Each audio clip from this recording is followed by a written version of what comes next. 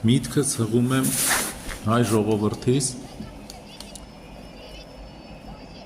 պատերազմի համար, որ ինչ-որ երկրի կառավարիչը վախեցած է պատերազմից կամ վախեցնում է ժողովրդին պատերազմով, ես կասեի, որ առաջին հերթին Ադրբեջանը պետք է վախենա, որ Հայաստանը պատերազմ չսկսի, որովհետև Ադրբեջանը ավելի շատ ունի կորցնելու, քան թե Հայաստանը։ Ու պետք է նայել, թե ասենք խոսքի ոնց է լինում իրական պատերազմը, ինչ որ կատարվում է մեր օրերի երկրների հետ։ Հայաստանը պետք է վախացնի Ադրբեջանի, որ խելոք բայ քեզ,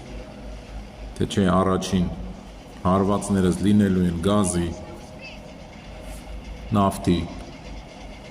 խողովակներին, որը անցնում է Հայաստանի սահմանից 60-ից 80 կիլոմետր հեռավորության վրա։ Մյուսը Մենգեչավուրի ջրամբարը, երկու հատ հավեսին բոմբ են գցում, Ադրբեջանի կեսը ծածկվում է ջրով։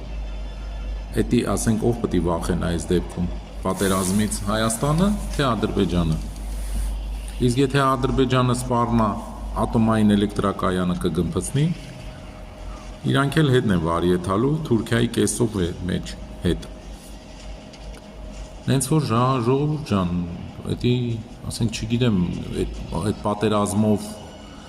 որ կատեգորիայի մարդկանց ուղեղի վրա են ուզում ազդեն, ես ընդհանուր առմամբ չկամ քաղաքականություն, մաքրականության մեջ, ասենք չի հետաքրքրում ինձ, ես պրոստը իմ ժողովրդի